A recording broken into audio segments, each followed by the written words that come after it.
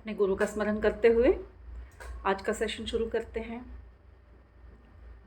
आज के सेशन में आज आपने वो बैनर ही देख लिया होगा तो आपको लग रहा होगा कि क्लियरिंग द मनी ब्लॉकेजेस।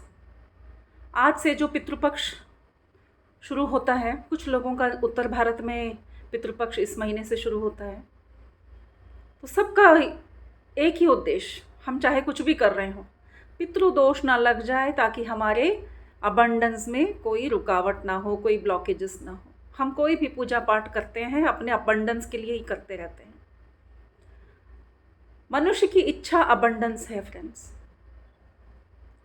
लेकिन क्यों फिर हमें अबंडेंस नहीं मिलता?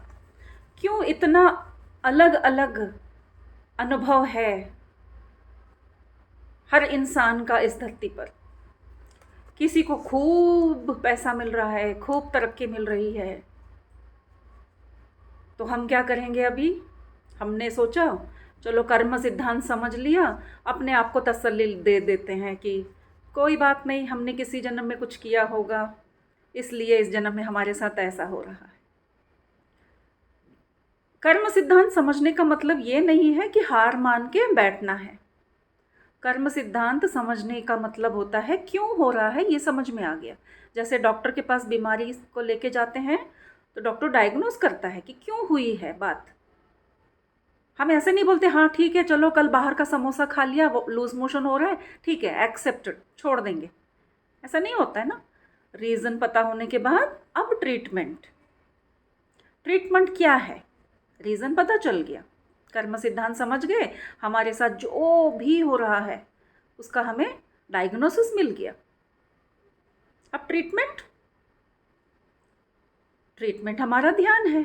हमें तो सब पता है अभी तो कि ध्यान से ही सब कुछ ट्रीट होगा। लेकिन जब मनी की बात आती है, पैसे की बात आती है, जल्दी से हम मुंह खोल के भगवान के सामने भी मांगने में हम हिचकिचाते हैं। मन की बात मन में दबी रह जाती है। हमें करोड़ों चाहिए तो हम सिर्फ लाख मांगते हैं, लाखों पैसे चाहिए होगा तो हम हजारों में मांगते हैं। ऐसा क्यों है कि हम दिल खोल के 1 करोड़ नहीं, 2 करोड़ नहीं, 1000 करोड़ की बात क्यों नहीं करते? क्योंकि हमारे बिलीफ सिस्टम ऐसे बन गए हैं। बचपन से हमें कहा गया है अपने हद में रहो, दायरे में रहो, जितना चादर है उतना ही पैर फैलाओ, ज़्यादा की इच्छा मत रखो। अरे लंबे हैं तो पैर तो बाहर जाएंगे ही चादर से। क्यों ना चादर बदली जाए? क्यों ना प्लान करें कि चलो भाई चादर छोटी पड़ रही है, हम लंबे हो गए हैं, नई चादर खरीदते हैं। So simple. तो हमें अपने पुराने बिलीफ सिस्टम्स को बदलना है। ये आज की बातें नहीं हैं, जन्मों जन्मों से हमारे अंदर ये विश्वास बनता चला गया, मतलब विचार करते करते वो विश्वास में बदल गया है। और अब ऐसा हो गया कि हम अब एक फेक आइडेंटिटी के साथ जी रहे हैं कि हम तो सात्विक लोग हैं, हम आध्यात्मिक लोग हैं, हम जितना है उतने में खुश रहना सीख रहे हैं, मुझे ज़्यादा की इच्छा नहीं है, क्या करना है, मैं खुश हूँ, मैं ठीक हूँ। ये हम फेक पर्सनैलिटी लेके घूम रहे हैं। मन के अंतराल में जाके देखिए, कहीं ना कहीं हम फिर भगवान के सामने जाके अंधेरे में किसी के सामने किसी को पता ना चले तब बोलेंगे भगवान जी हमारा फाइनेंशियल स्टेटस थोड़ा ठीक कर दो, फाइनेंशियल थोड़ा सही कर दो। तो क्या हम अगर स्पिरिचुअलिटी में आते हैं तो हमें पैसे की इच्छा नहीं रखनी चाहिए क्या? क्योंकि ये बहुत जनरल कॉन्सेप्ट हो गया है कि अगर आपको आध्यात्मिक बनना है या आपको स्पिरिचुअल लाइन में जाना है या आपको आपकी कोई एज हो गई है, उसके बाद आपको पैसे के बारे में नहीं सोचना चाहिए। लेकिन फ्रेंड्स, हम इस धरती पे क्यों आए हैं मालूम है? पूरा जो अबंडेंस दिया गया है सृष्टि में उसको पूरा एंजॉय करने के लिए हम आए हैं। हम इस सृष्टि के नियम के विरुद्ध जा रहे हैं। सृष्टि हर चीज अबंडेंस में देती है। सूरज चांद एक नहीं दिए, हजारों सूरज चांद दिए उसने। पेड़ पौधे एक आध नहीं दिए, हजारों पेड़ पौधे दिए। जीव जंतु एक आध पैदा नहीं किए उस सृष्टिकर्ता ने, हजारों करोड़ों जीव जंतु पैदा किए। तो सृष्टि में सब कुछ जब अबंडेंटली दिया गया है, हम उसको माइक्रो माइक्रो और मिनी माइक्रो में करते जा रहे हैं। और विचार हमारे ये सोच के कि हम आध्यात्मिक हैं, हम स्पिरिचुअल हैं, संपत्ति के बारे में, संपत्ति संग्रह करना गलत है, इस तरह के विचारों में हम जी रहे हैं। लेकिन हमें नहीं पता कि ये आत्मा आध्यात्मिक संपत्ति के लिए भी पैदा हुई है, तो भौतिक संपत्ति के लिए भी पैदा हुई है। इसे दोनों लोगों का सुख मिलना चाहिए। और स्पेशली आध्यात्मिक बनने पर आपका हक बनता है और ज़्यादा अबंडेंस का, क्योंकि आपको अभी सही से पता है कि पैसे मिलने पर उसका सही उपयोग कैसे करना है। तो पत्री सर कहते थे, अगर आप ध्यानी हो, मेडिटेटर हो, तो आपके पास बहुत सारा पैसा होना बहुत ज़रूरी है।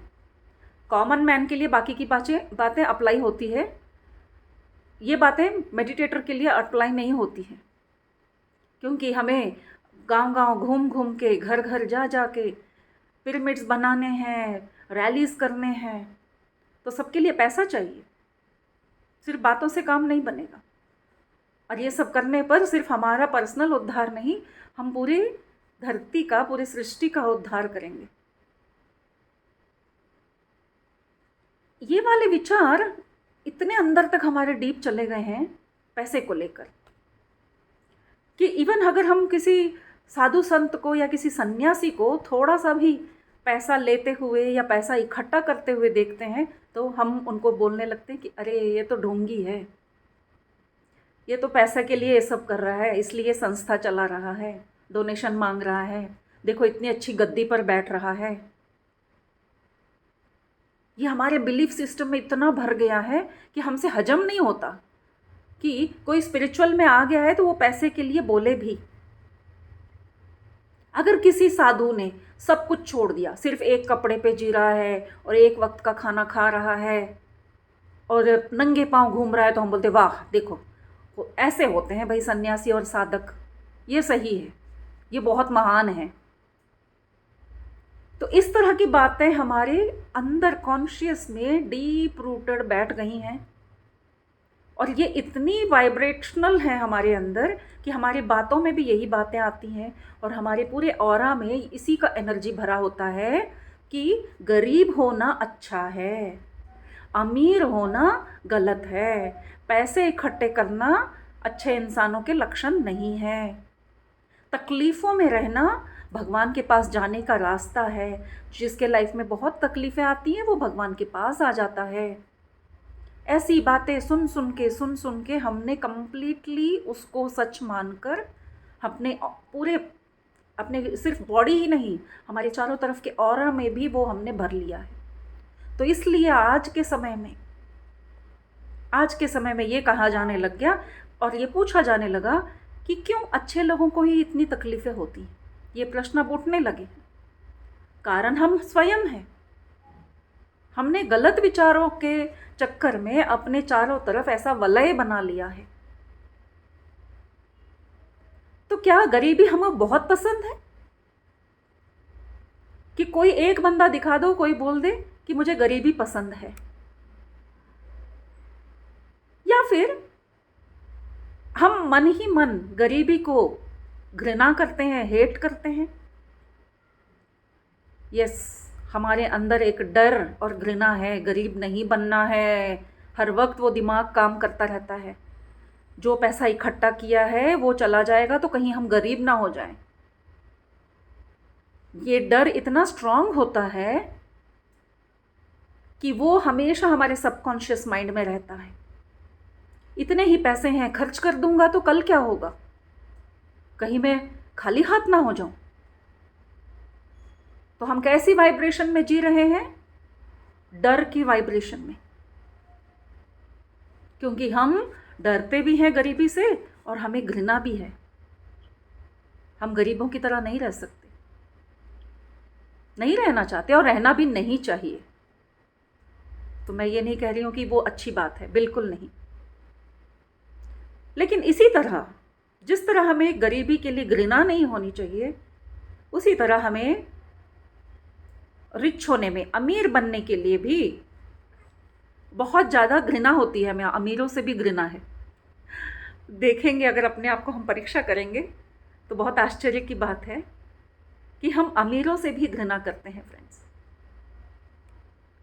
कोई एकाएक ही अमीर बन गया समझिए आपके अड़ोस पड़ोस में, आपके रिश्तेदारों में, आप क्या बोलते हैं? एकदम से पैसा मिल गया, कहीं हाथ मारा होगा, कहीं तो कुछ घोटाला किया होगा। इसकी औकात ऐसी नहीं है कि इसको एकदम से प्रमोशन मिल जाए या एकदम से इसका कोई बिजनेस ही चल जाए। कहीं तो कोई जादू टोना ऐसे कुछ तो कर रहा होगा, इतना अच्छा काम चल गया इसका। अभी तो एक कार खरीदा था, दूसरा कार, अभी दूसरा बंगला, फॉरेन ट्रिप्स। ज़रूर इसको कहीं गलत तरीके से पैसे आ रहे होंगे। ऐसे हमारे विचार हैं। यानी कि हम क्या कर रहे हैं? एक्चुअली हम उस व्यक्ति से घृणा नहीं कर रहे हैं जो अबंडेंटली पैसा आया है ना। हम इनडायरेक्टली या डायरेक्टली ही बोलिए, हम उस पैसे से घृणा कर रहे हैं कि तू कैसे इतना जल्दी से इतना सारा आ सकती है किसी के पास। हम उस पैसे से घृणा कर रहे हैं। अनजाने में सुनने में लगता है कि हम उस व्यक्ति से भाव रख रहे हैं, लेकिन नहीं, हमें पैसे से तकलीफ़ है। इतना पैसा कैसे आ गया वहाँ पे? तो ये सारा हमारे विचारों का खेल है। एक तरफ तो हम गरीबी नहीं चाहते हैं और अमीरी को भी हम हेट कर रहे हैं। तो हमारी जो एक शक्ति है, हमारे अंदर जो ऊर्जा है, जो प्रकृति से हम लेके आए हैं, उस ऊर्जा में एक कन्फ्यूजन हो जाता है कि इस बंदे को चाहिए तो क्या चाहिए?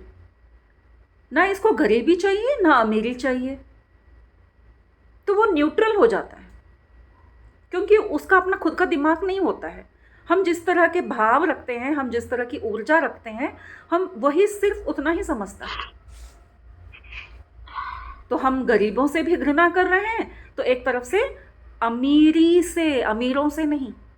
हमें बिल गेट से, अंबानी से कोई मतलब नहीं है। उसके ऐशो आराम को देख के हमें लगता है इतना पैसा, ज़रूर कोई गलत काम कर रहा है, कोई ऐसा वाला धंधा कर रहा है, कहीं पे कोई तो चीटिंग हुआ है, इसका तो कोई तो मोदी सर के साथ कोई तो लफड़ा है, इनका आपस में कुछ खिचड़ी बन रही है, इसलिए इसके सारे काम बन रहे हैं। तो हमें सिर्फ वो पैसे के ऊपर हमारा विचार जा रहा है। तो इस वजह से ही हमारे पास पैसा नहीं आ रहा है, ये हमें नहीं पता। जो हम प्यार करेंगे वो हम अट्रैक्ट करेंगे। तो हमें देखना है हम किससे प्यार कर रहे हैं। तो क्या हम गरीबी से प्यार करें? ये प्रश्न हम में उठ सकता है। बिल्कुल नहीं। हमें न गरीबी से ना प्यार करना चाहिए, ना अमीरी से घृणा करनी चाहिए। हमें अवेयरनेस में रहना चाहिए कि हम क्या कर रहे हैं। हर चीज़ के लिए देखिए अवेयरनेस की कितनी ज़रूरत है, और ध्यान हमें अवेयरनेस ही सिखाती है फ्रेंड्स। तो जब हम फाइनली फिर से वापस अब अवेयरनेस में आ जाएंगे, तब हमें पता चलेगा कि हम किसको हेट कर रहे हैं, हम किससे प्यार कर रहे हैं या किससे घृणा कर रहे हैं। हम जिससे भी घृणा कर रहे हैं या प्यार कर रहे हैं, ये सारे हमारे बिलीफ सिस्टम डीप रूटेड हैं। इनको पहले उखाड़ के फेंक देते हैं। चलिए, ये बिलीफ सिस्टम इस जन्म के भी हो सकते हैं या पिछले जन्म के भी हो सकते हैं, या फिर जब हम गर्भ थे, माँ के गर्भ में उस समय पे कुछ हुआ होगा, उन सब की वजह से हमारे बिलीफ सिस्टम बनते हैं। अगर आपके जीवन में नाकामयाबी और अबंडेंस नहीं है तो वो हम थोड़ा ऑब्जर्व कर लेते हैं क्या हुआ है।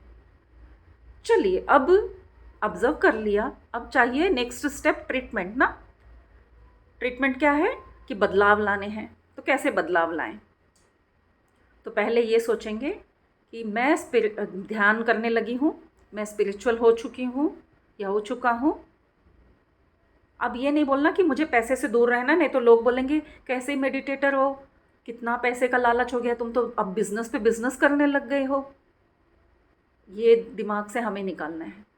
स्पिरिचुअल बनते ही अवेयरनेस आया कि मुझे पैसा कमाना ज़रूरी है, मुझे पैसे चाहिए और मैं चाहूँगा तो मुझे पैसे मिलेंगे। ये हमारे अवेयरनेस में आ गया, मतलब हमारी समझ में आ गया। एज का नहीं है फ्रेंड्स, ये सिर्फ कमाने वाले एज वालों के लिए नहीं है। इवन जो बुजुर्ग रिटायर होके घर में बैठे हैं, वो किसी और के ऊपर डिपेंड क्यों हो कि बच्चे नहीं देख रहे, मेरा रिटायरमेंट का पैसा ख़त्म हो गया, मैंने वहाँ दे दिया, हॉस्पिटल में खर्च हो गया, वो क्यों चिंता करें। उनको भी बस यही सोचना है कि मुझे मनी अबंडेंस चाहिए बस। क्योंकि अब आके हम इस एज में हम जुड़ रहे हैं ऐसी संस्थाओं से, अब पता चल रहा है मुझे डोनेशन देना है, रैली में देना है, पिरामिड्स बंधाने के लिए देना है, अभी मुझे चाहिए अबंडेंस, मनी अबंडेंस। तो स्पिरिचुअल में होने का मतलब पैसा नहीं चाहिए, ऐसा नहीं है। अब हम ऐसे वाइब्स भेजेंगे, हम अट्रैक्ट करेंगे। अब हम किसी से हेट नहीं करेंगे। सिर्फ अगर गरीब है, अगर गरीब पूछेगा अब हम क्या करें भाई, हम तो ऑलरेडी गरीबी में हैं, हम कोसना नहीं है फ्रेंड, उन स्थितियों को कोसना नहीं है। कैसे ज़िंदगी मिली है, कैसे इसमें माहौल में रहना पड़ रहा है, मेरे फूटे भाग, ऐसे सब कोसना नहीं करना है। एक्सेप्ट करना है, ठीक है आज हमारी स्थिति ऐसी है, एक ही बार में बोल के उसको ख़त्म कर दो, और अब आगे से हमारे विचार बदलेंगे। हमारे साथ हेट एनर्जी नहीं होगी, हमारे साथ अबंडेंस, इन्फिनिट अबंडेंस आएगा, वो एनर्जी हम बनाते चले जाएंगे। तो आगे देखते हैं कि हम पैसे के साथ किस तरह का रिश्ता रख रहे हैं। अगर किसी के पास, आपके रिलेटिव्स के पास पैसा आ जाता है तो हम क्या करते हैं, हमने एक विचार बना लिया कि ये इंसान बदल जाता है, पैसा मिल गया ये बदल जाएगा, इसने दोस्त बदल लिए। हम बोलते हैं ना कि इसको बहुत ज़्यादा पैसा आ गया इसलिए इसके पास टाइम नहीं है, बोलने का टाइम नहीं है, फ़ोन नहीं करता। जब हम किसी से मिलते भी हैं, देखिए सामान्यतर अपने ही लेवल के, अपने ही पड़ोसियों से, अपने ही रोज़ मिलने वालों से भी मिलते हैं तो पहला डायलॉग हमारा क्या होता है, आमा यार तुम तो बहुत बिज़ी हो गए, बहुत कमाने में लग गए, मिलने का तो टाइम ही नहीं मिलता, घर भी नहीं आते हो, क्या नई गाड़ी ले ली, सब बीवी बच्चों के साथ ही घूम रहे हो, बहुत फॉरेन ट्रिप कर रहे हो, हमें तो भूल ही गए। तो ऐसा करने पर क्या होता है, हम मनी का इंसल्ट कर रहे हैं।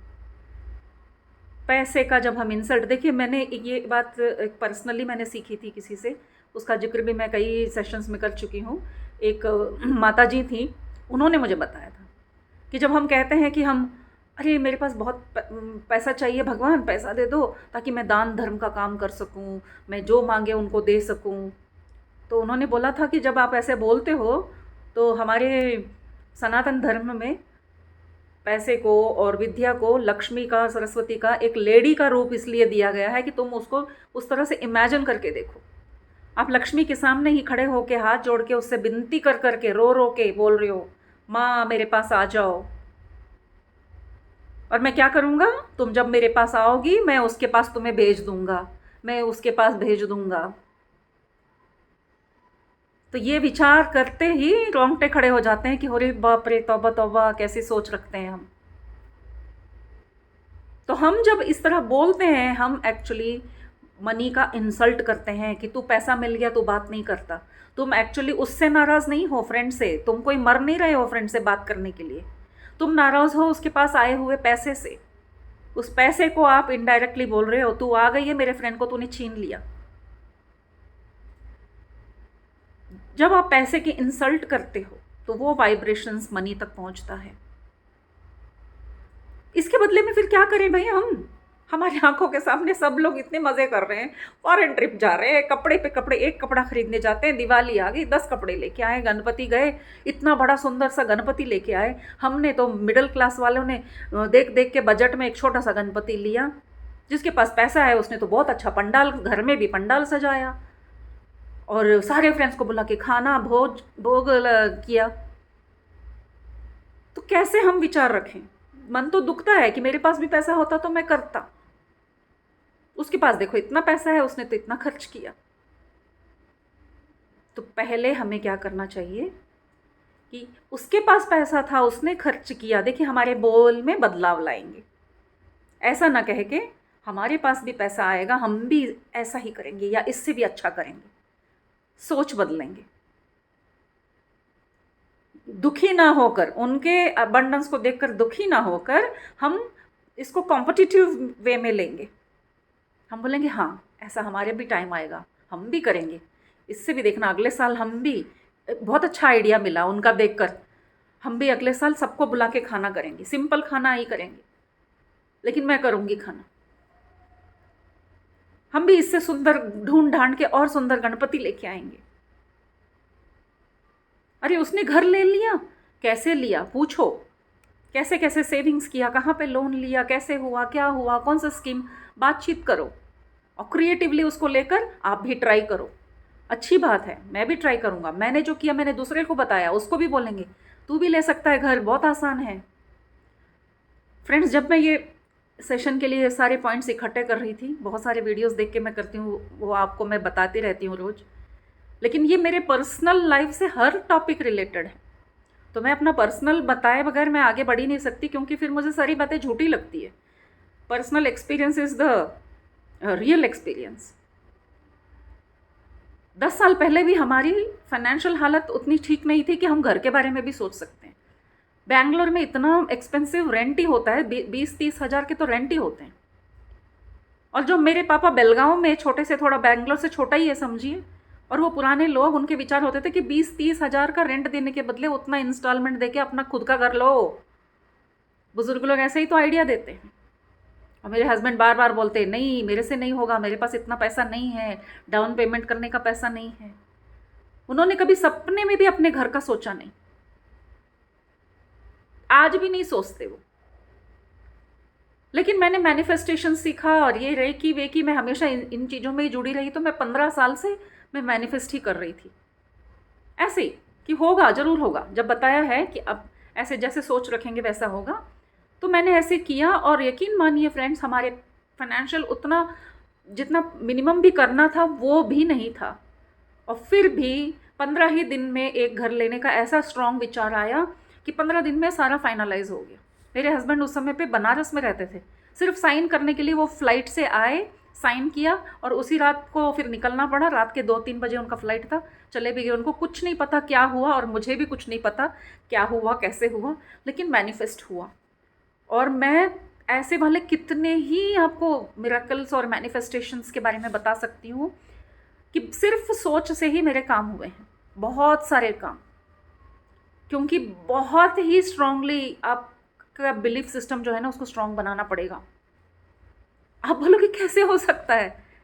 वैसे ही हो सकता है जैसे अब्दुल कलाम कहाँ पैदा हुए थे, मछुआरे के घर, कहाँ इतने से गरीब इलाके में, और वो बन गए हमारे प्रेसिडेंट। और आज की जो प्रेसिडेंट है वो कहाँ पैदा हुई थी और कैसे माहौल में पली बड़ी हैं, वो एक प्रेसिडेंट बन सकती हैं। इस तरह के कितने मिरेकल्स हैं, उनके बारे में अगर हम पढ़ने लगेंगे तो विश्वास बढ़ेगा, और विश्वास करेंगे तो सोच बदलेगा। तो इस तरह की सोच बदलने के लिए ये मनी ब्लॉकेजेस रिमूवल का एक वर्कशॉप हुआ था फ्रेंड्स, सीनियर मास्टर्स ने किया था ये। तो मैंने उनका ही 2-3 वीडियो उनके सुन के मैंने ये एक पॉइंट लिखा मैंने, ताकि मैं अपनी तरफ से कुछ ना बदलाव करूं इसमें। मैं चाह रही थी कि उनका वो जो स्ट्रॉन्ग बिलीफ सिस्टम के साथ उन्होंने बताया था, वो सारी बातें आप तक पहुँचे। ऑफकोर्स ये बहुत बातें हमें पता भी है, लेकिन ज़रूरत है बार बार हमें रिमाइंड करने की। तो कह रहे हैं कि लव द मनी एनर्जी। जब हम मनी एनर्जी से प्यार करेंगे तभी मनी आएगा। तो ये बताते हुए बीच बीच में उन्होंने बहुत सारी स्टोरीज़ बताई हैं। तो एक स्टोरी बताती हूँ। तो एक स्टोरी था कि एक बंदा गया एक गुरु के पास। जैसे पता चला कि कोई स्वामी जी होते हैं ना, तो किसी ने बोला उनके पास अगर जाओगे तो आपके काम हो जाएंगे, आप उनके पास जाइए। तो उनको एक घर बनाना था, तो वो गए उस स्वामी जी के पास कि स्वामी जी प्लीज़, हाथ जोड़ के बोले कि आप कुछ भी कीजिए, मुझे अपना एक घर बनाना है, तो मुझे आशीर्वाद दीजिए।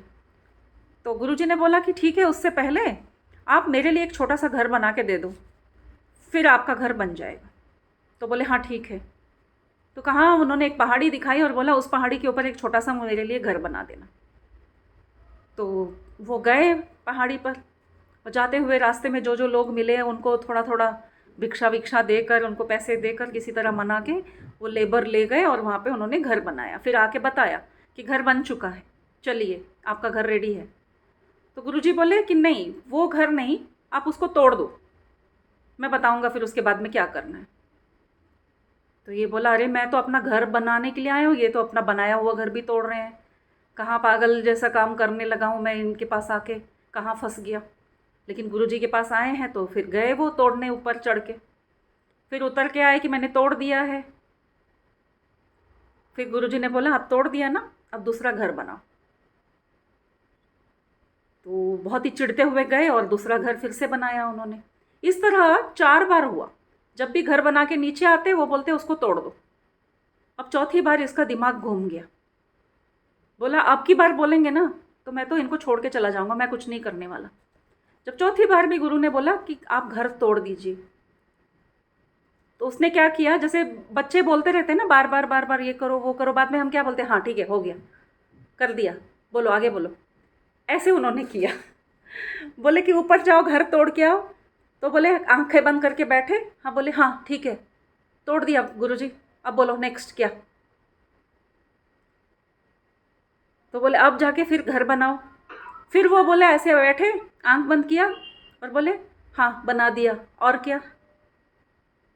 तो बोले ऐसे कैसे बना दिया, तुम तो यहाँ पे आंखें बंद करके बैठे हो। तो उन्होंने बोला कि मैंने कल्पना में यहाँ बैठ के मैंने घर बनाया, और मैंने कल्पना में ही बैठ के घर तोड़ा।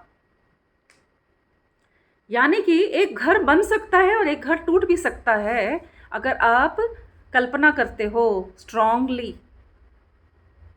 तो यही बात हमारे प्रैक्टिकल लाइफ में ये भी साध्य है।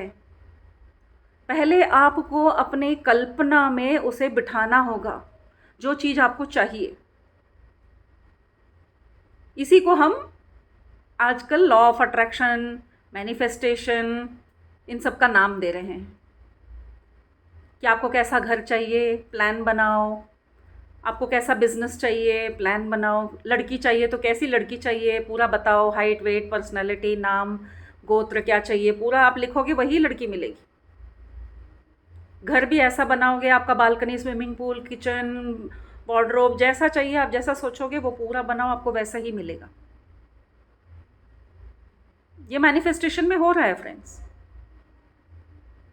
आपको पता है जब हम लोग मंदिरों में जाते हैं, पहाड़ों जैसे तिरुपति चले गए या यात्रा में जाते हैं, तो हम कुछ जगह ऐसी बनती हैं जहाँ पे 2-4 पत्थर रख के हम घर बनाते हैं। आप लोगों ने भी किया होगा, 3 पत्थर, उसके ऊपर एक और पत्थर, उसके ऊपर एक और पत्थर, ऐसे पत्थर का घर बना के आते हैं कि हमारा भी घर बन जाए। रामेश्वरम जाते हैं तो बताते हैं वहाँ के पत्थरों को उठा के बनाना चाहिए। तिरुपति जाते हैं तो रास्ते में बताते हैं वहाँ जाना चाहिए। इस तरह के पहाड़ी एरिया में, नदी किनारे, इवन जब नदी स्नान के लिए जाते हैं तो नदी की पत्थर उठा के, कुछ 5-6 पत्थर या 10 पत्थर, बच्चों के इंटरेस्ट के ऊपर जाता है या बड़ों के इंटरेस्ट पर, थोड़ा वो पत्थर को ऐसे रख के उसके एक के ऊपर एक, एक के ऊपर एक रख के उसको कोन शेप में रख देते हैं और मन्नत करते हैं कि हमारा भी ऐसा घर बन जाए। हर बात को, ऐसी वाली जो भी बातें हैं, पहले इसे हम सुपरस्टिशन कहते थे, अंधविश्वास। लेकिन जब हम मैनिफेस्टेशन समझने लगते हैं फ्रेंड्स, पूरे विश्वास के साथ अगर आप करोगे तो ये काम ज़रूर होगा। मेरे मम्मी पापा जब 35-40 ईयर्स की बात है, ये रामेश्वरम गए थे। उस समय पे मेरी एक कज़न छोटी सी थी, वो 2-3 साल की थी। तो समुद्र में नहाने के बाद वहाँ पे पत्थर उठा के उसने ऐसे ही एक घर सा बनाया और बोला मैंने घर बनाया, मैंने घर बनाया। सब लोग खुश हुए, बच्ची ने घर बनाया। बोले किसका घर बनाया बेबी? तो फिर मेरे पापा का नाम लेके वो बोली मैंने दोड्डप्पा का घर बनाया। तो वहाँ से आने के 6 महीने बाद ही मेरे पापा का घर बन गया, और आज भी वो बात वो दोहराते हैं। मैं भी हम्पी गई थी वहाँ पर भी ऐसे ही लोगों ने बोला, वहाँ पे बहुत सारे घर बने थे, हम वापस आ रहे थे, अब बस के लिए रुके हुए थे बस स्टैंड में। तो वहाँ पे इतने सारे घर बने थे, मैं यूजुअली नहीं बनाती थी पहले कि क्या है इतना, क्योंकि मुझे अपने घर की इच्छा नहीं थी। देखिए, मैं पर्सनल आपको रिलेट करके बता रही हूँ, क्योंकि औकात ही नहीं है घर लेने की, तो घर के सपने क्यों देखना, ये मेरा बिलीफ सिस्टम था कि जब औकात नहीं है तो उसके बारे में सोचना क्यों, ये ढोंग क्यों करना कि पत्थर से घर बना दिया। लेकिन उस समय पे पता नहीं मेरे दिमाग में क्या आया, सब बना के हट के जाने वाले हैं, बस आने वाली है 2 मिनट में, मैंने सोचा चलो मैं भी बना देती हूँ। और जो मैं बना के आई 3 महीने में, सेम जब बनाने के टाइम पे मेरे विचार जैसे आए, क्योंकि मैं अवेयरनेस से बना रही थी। मैंने बनाया नीचे ऐसे पार्किंग लॉट, उसके ऊपर फर्स्ट फ्लोर में घर, उसके ऊपर छत, ऐसे करके। और मुझे अपार्टमेंट में वैसा ही जब मिला, मैं शॉक हो गई कि नीचे पार्किंग लॉट और एकदम जैसे मैंने वो 4 पिलर्स बनाए थे उसके ऊपर का घर। मैं बोली हाँ, जब हम इतने स्ट्रांगली कुछ सोच के करते हैं ये होता है। तो मैं सर्वे सामान्य इवन अपने ट्यूशन में बच्चों के मन में भी ये बातें डालती हूँ। तो मैंने जैसे बताया था कि मैं कुछ पिछले साल से ध्यान सीखने के बाद तिरुपति की पहाड़ी चढ़ के जा रही थी। तो 1-2 बार मैं कुछ स्टूडेंट को लेके गई जो ध्यानी भी हैं, उनको मैंने दिखाया, वहाँ पे कुछ घर बने हुए थे, मैंने बोला देखो ऐसा होता है कि मैंने भी ऐसा हम्पी में बनाया था तो मेरा घर बन गया।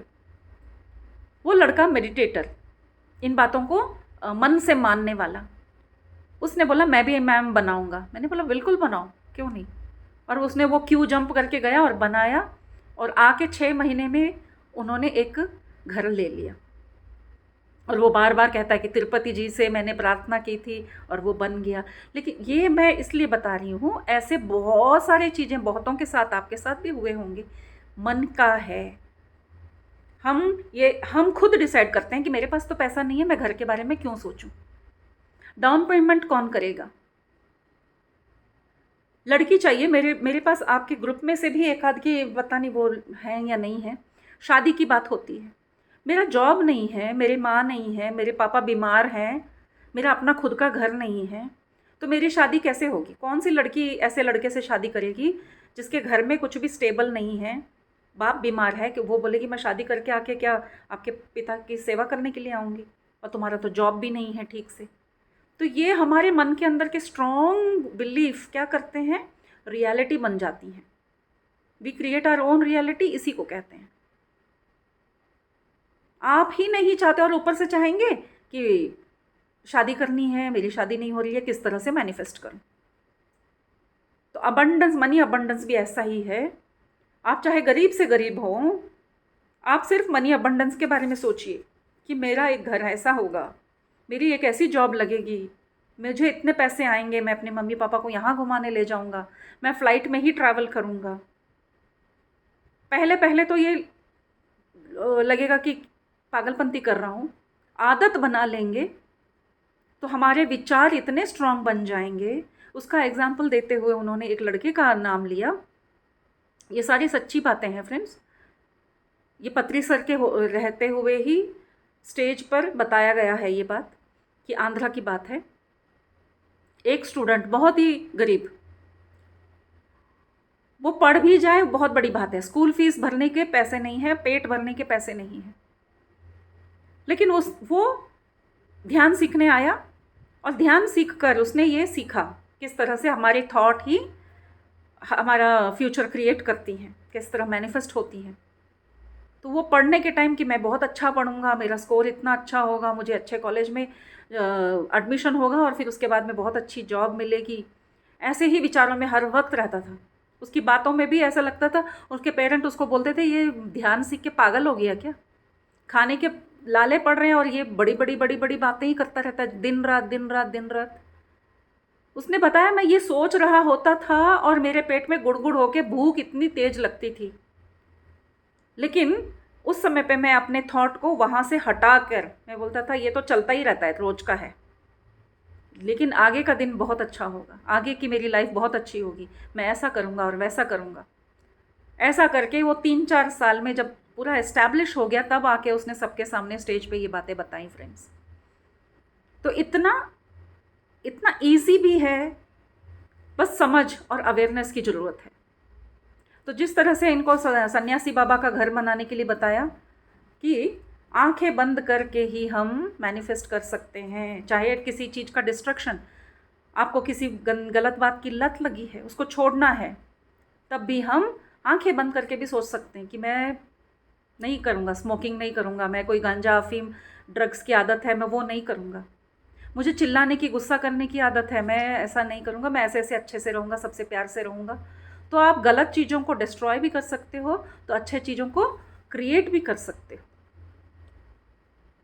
तो विश्वास व्यवस्था को बदलना है।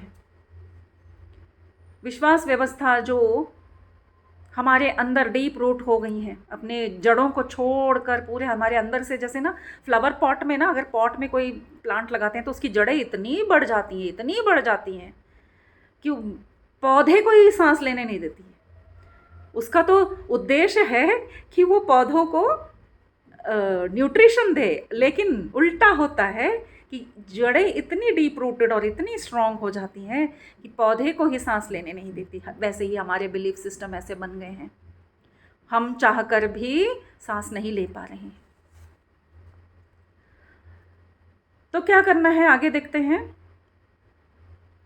अगर हमारे सामने, अब तो पता चल गया कैसे सोचना है, कैसे बोलना है, हम बोलेंगे हम क्या करें, लेकिन ना जो हमारे साथ उठते बैठते लोग हैं वो तो ऐसी ही बातें करते हैं, हमारे मन में फिर वो कीड़ा डाल देते हैं। तो बता रहे हैं कि उनके साथ आप कोई व्यवहार मत कीजिए जो आपके बिलीफ सिस्टम को हिला दे, उनसे आप दूर हो जाइए। कितना सिंपल है, क्या इतना आसान है? बिल्कुल आसान है।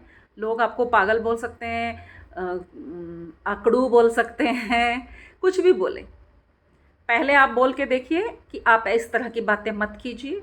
लेकिन वो, उनके अगर बिलीफ सिस्टम बहुत स्ट्रॉन्ग है, वो ध्यानी नहीं है, वो अपने आप को बदल नहीं सकते हैं, तो कितना ही रूड क्यों न लगे, उनके सामने से हट जाइए, उठ के चले जाओ कि मैं ऐसी वाली बातें नहीं सुनूंगा, सुनना भी नहीं है। आप ये मत बोलना कि मैंने ये सुन के यहाँ से, सुन के यहाँ से निकाल दिया, अंदर मत घुसने दो। ऐसी बातें सुनना भी नहीं है कि तुमसे नहीं होगा। कैसे सोच रहे हो यार, आपकी बीवी ही बोलेगी। आप अभी कुछ क्रिएट कर रहे हो कि बहुत बड़ा सा एक अपार्टमेंट ही खरीदना है, आपकी बीवी बोलने लगेगी रोज़ रोज़, ये एक नया पागलपंती हो गया, अब तक तो मेडिटेशन कर रहे थे, ठीक था, ये क्या है, हाथ में पैसा नहीं है, बच्चों का फीस भरना है, बेटी की शादी करनी है, ये घर घर क्या लगा रखा है, हो सकता है क्या दिमाग ख़राब हो गया है क्या? अगर वो ऐसा बोलती है तो कमरे से बाहर चले जाओ, उसकी बातें भी मत सुनो, चाहे वो आपकी घरवाली क्यों ना हो। आप अपने बिलीफ सिस्टम को बहुत स्ट्रांग रखिए, इन तरह की बातों को अपने कानों तक आने मत दीजिए। तो ये सारी बातें फ्रेंड्स सेथ मास्टर्स की हैं, उन्होंने ये क्लैरिटी दी है। सेथ मास्टर ने सबसे पहले यही कहा है कि स्पिरिचुअलिटी में आने का मतलब है मनी अबंडेंस को अट्रैक्ट करना, क्योंकि सबसे ज़्यादा ज़रूरत पैसे की स्पिरिचुअल में रहने वालों की है, क्योंकि उनको बहुत बड़े पैमाने पे बहुत सारे काम करने हैं। क्योंकि पता है स्पिरिचुअल में रहने वाले बंदे के साथ अगर पैसा आता है तो वो कोई गलत काम करेगा ही नहीं, वो छोटे छोटे नहीं और बड़े बड़े बड़े बड़े अच्छे काम करेगा। ओके, तो हमारे कुछ बिलीफ सिस्टम को निकालना है कि अमीर बनने से हम धोखाधड़ी करने वाला ही अमीर बनता है, ऐसे वाले विचारों को हटाते हुए हम देखेंगे। इस तरह के बिलीफ सिस्टम के लिए एक और बातें बताई हैं कि पिक्चरों में जब हम पिक्चर देखते थे, क्योंकि हमारे लिए पहले ना बहुत सारी नॉलेज और बहुत सारे टीचिंग्स हम पिक्चर से लेते थे। एक्चुअली पिक्चर्स और सीरियल्स और टीवी बने ही इसलिए थे। पहले हम लोग जब ऐसे राइटिंग करते थे ना, तो उसमें हमको लिखा जाता था कि टीवी पे एक ऐसे लिखो, सिनेमा पे एक ऐसे लिखो, तो हम लिखते थे टीवी बनी है हमें ज्ञान देने के लिए, इसलिए उसमें ऐसा होता है और बस। लेकिन अब तो उल्टा हो गया कि उसी से भागने का टाइम आ गया है कि टीवी और मूवीज़ देखने पर और हमारा दिमाग ख़राब हो रहा है। देखिए कितना अच्छा एग्जाम्पल दिया उन्होंने बताया कि पिक्चरों में विलन होता है, एक हीरो होता है। हीरो गरीब ही होता है हमेशा, और विलन हमेशा अमीर होता है, और वो बहुत बुरे काम कर करके और अमीर बन रहा होता है।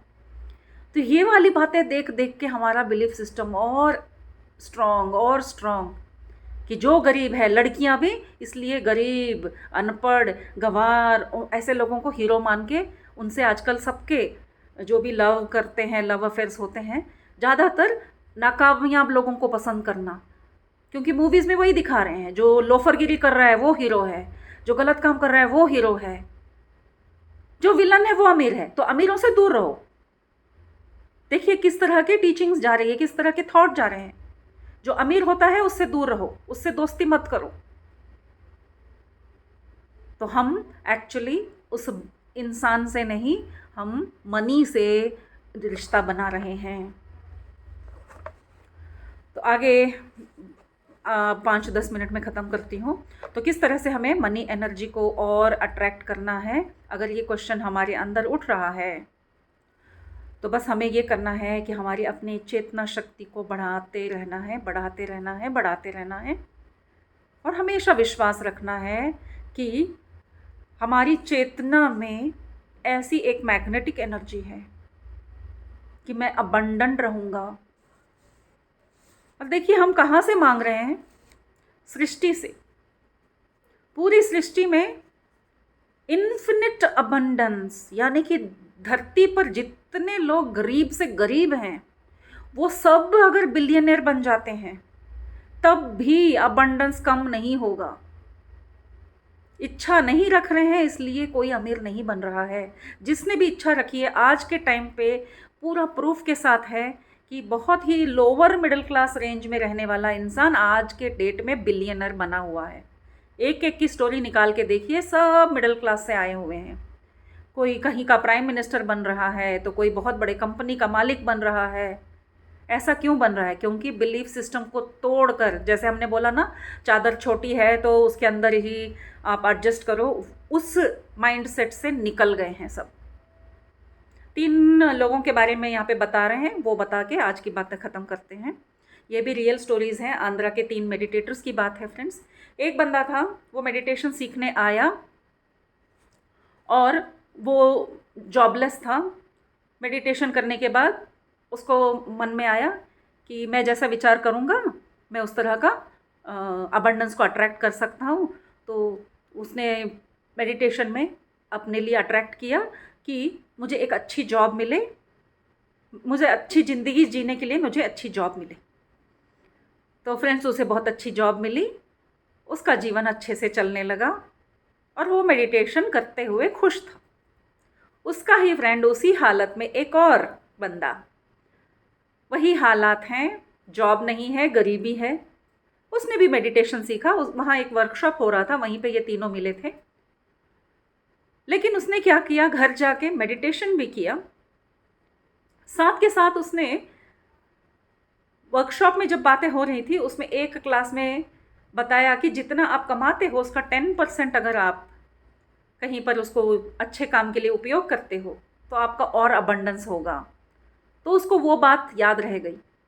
उसने क्या किया, जब जॉब मिली तो उसने अपना 10% देना शुरू किया, यानी कि यहाँ डोनेशन कर दिया, वहाँ डोनेशन कर दिया। तो ऐसा हुआ कि पहले वाले को जो मिली जॉब वो 15,000 की मिली और वो खुश था। और इसको क्या हुआ, 15,000 की मिली, जब ये 10% देने लगा, इसको सडनली एक अच्छी जॉब मिली। दुबई से कॉल आया, जो कंपनी में काम कर रहा था उन्होंने बोला कि दुबई क्यों जा रहे हो? वो बोला कि नहीं सर, मुझे तो बस पैसे का है कि अच्छी जॉब मिल रही है, पैसा अच्छा मिल रहा है। अरे वहाँ कितनी सैलरी दे रहे हैं तुमको? सर इतना 1 लाख पर मंथ, ऐसे कुछ बताया उसने। अरे वो मैं ही दूंगा, तुम ये काम यहीं पे करो, तुम्हें कहीं जाने की ज़रूरत नहीं है। तो इतना ही नहीं, मैं तुम्हारी वाइफ के लिए भी एक जॉब दे दूंगा हमारे ही कंपनी में। तो ऐसा कर कर उसका देखिए कहाँ से कहाँ हुआ। ये बातें 2-3 बार कहीं और सेशन में भी हुई थी। उन जो बोल रहे थे वो भी मैंने सुना है, और पिरामिड वैली में भी ये बातें हुई थी, तब भी मैंने ये बातें सुनी है। तो ये कहीं की कहीं सुनी खिचड़ी पकी हुई कहानी नहीं है फ्रेंड, ये रियल मेडिटेटर की स्टोरीज़ हैं।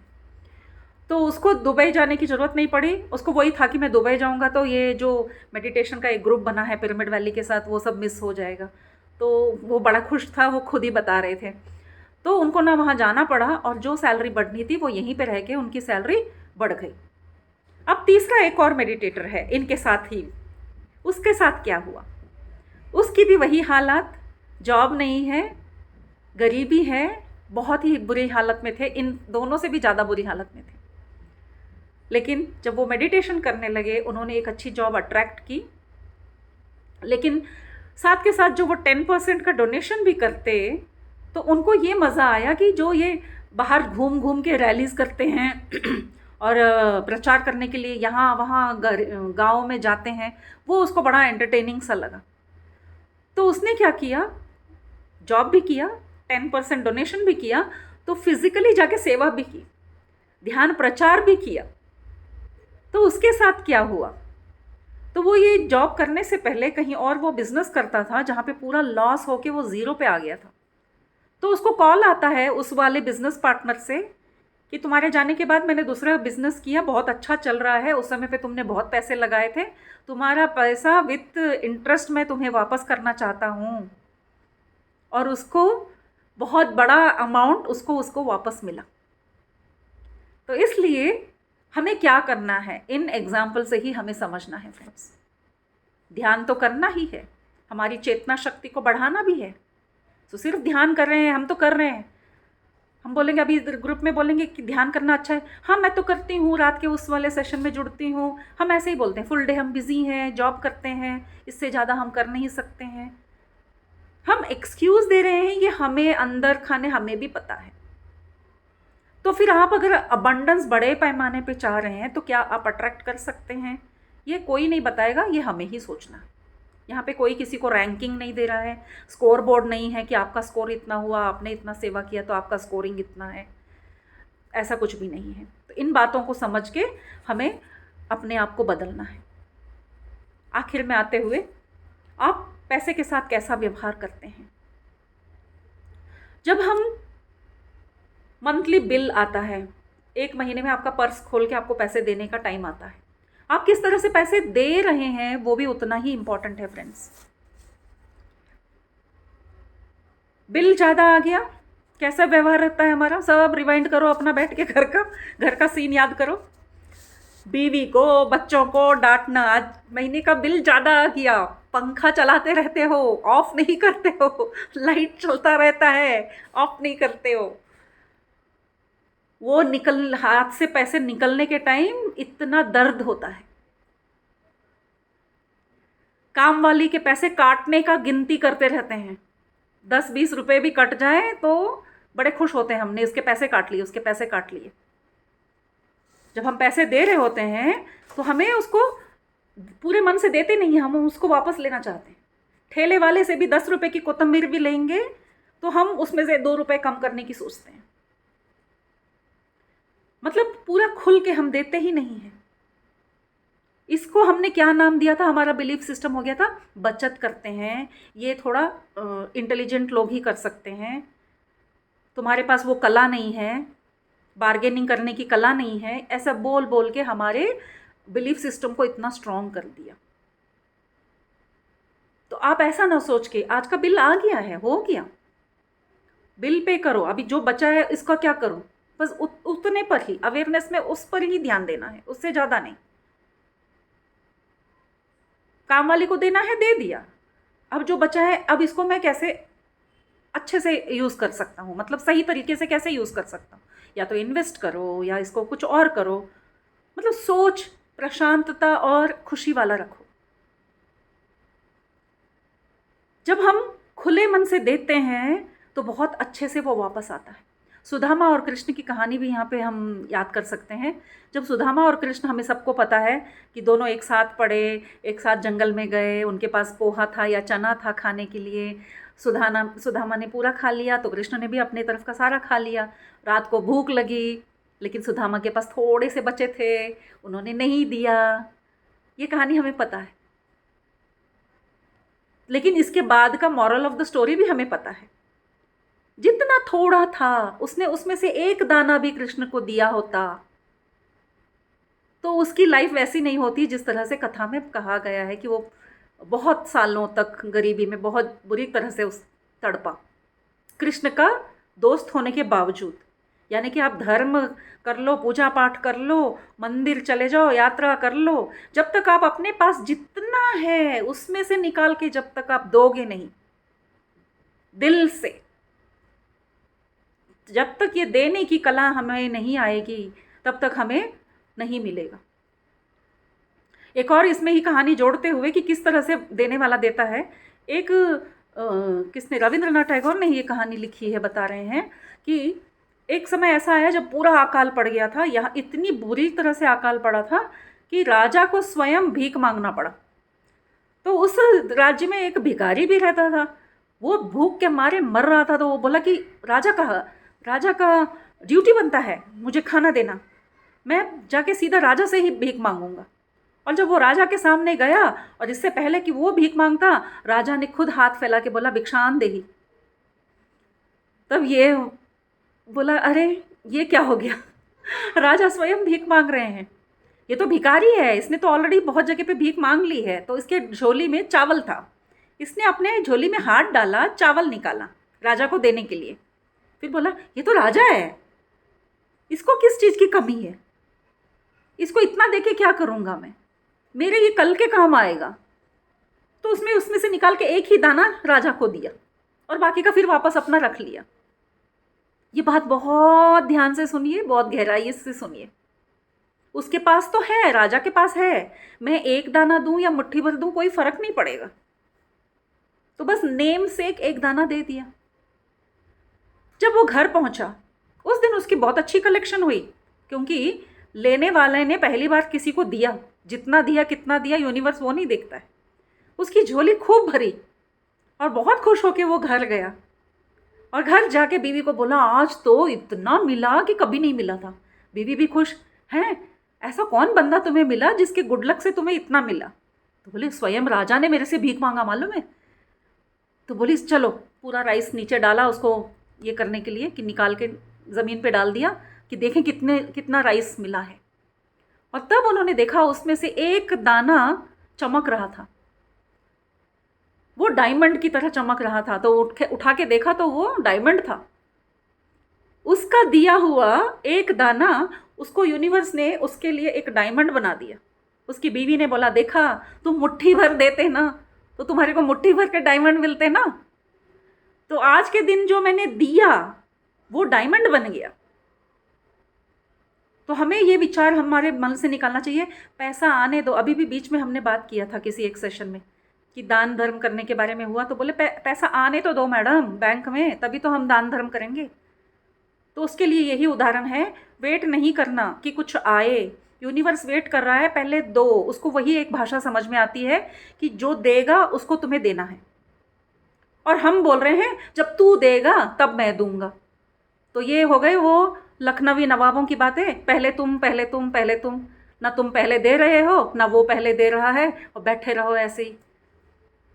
तो पहल कीजिए, पहले देने का आदत डाल दीजिए। एक मुट्ठी भर सुदामा की तरह 2-4 दाने ही क्यों ना बचे हों हमारे पास, उस दाने में से एक दाना हमें देना है यूनिवर्स को। तो इस तरह से हम मनी को अट्रैक्ट कर सकते हैं फ्रेंड्स। इसके लिए इन्होंने इवन पावर नाम का बुक रेकमेंड किया है रॉन्डे का, तो वो पढ़ने पर भी आपको समझ में आएगा कि ये कितना पावरफुल होता है देना, और विचार हमारे कितने पावरफुल होते हैं। तो आज का ये विषय यहीं पे समाप्त करते हैं फ्रेंड्स। आप में से अगर किसी को कोई प्रश्न करना है तो आप प्रश्न कर सकते हैं।